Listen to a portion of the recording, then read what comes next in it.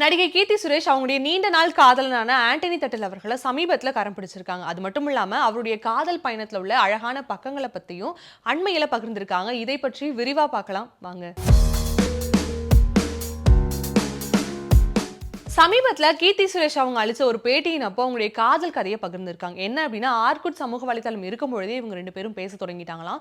போன்லயே தான் நீண்ட நாட்கள் பேசி பழகிட்டு இருந்திருக்காங்களாம். ரொம்ப நாளுக்கு அப்புறம் 2 பேருமே ஒரு ரெஸ்டாரண்ட்ல தான் மீட் பண்ணாங்களாம். அப்படி மீட் பண்ணும்பொழுது கீர்த்தி சுரேஷ் அவங்களுடைய ஃபேமிலியும் அவங்க கூட இருந்ததுனால ஆண்டனி தட்டல் அவர்கிட்ட சரியா பேச முடியலையாம். பேச முடியாத காரணத்தினால என்ன பண்ணாங்களாம், கண் சிமிட்டி அவங்களுக்கு சைகை ஒன்று கொடுத்துட்டு அங்கிருந்து போயிருக்காங்களாம். அது மட்டும் இல்லாம அவங்க அவங்க கிட்ட பெட்டும் கட்டியிருக்காங்களாம். என்னன்னா, உன்னால முடிஞ்சா எனக்கு ப்ரொபோஸ் பண்ணி பாரு அப்படிங்கிற மாதிரியான ஒரு டாஸ்கையும் ஆண்டனி தட்டில் அவர்களுக்கு கீர்த்தி சுரேஷ் அவங்க கொடுத்திருக்காங்க.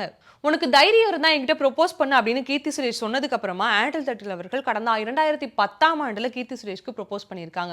இதன் பிறகு 2016ஆம் ஆண்டுல இருந்தே இருவருமே மிக தீவிரமாக காதலிச்சு வந்திருக்காங்க. அது மட்டும் இல்லாம ஆண்டனி தட்டில் அவர்கள் கொடுத்த ரிங்கை இன்னைக்கு வரைக்கும் நான் கழட்டாம என் கையில போட்டுட்டு இருக்கேன்.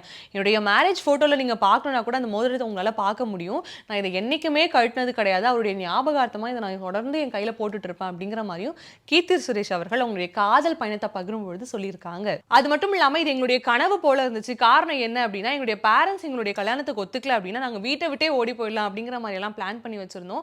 ஆனா எங்களுக்கு அந்த மாதிரியான எந்த ஒரு விஷயமுமே இல்லாம ரொம்ப அழகா ரொம்ப எமோஷனலா எங்களுடைய திருமணம் நடந்து முடிஞ்சிச்சு.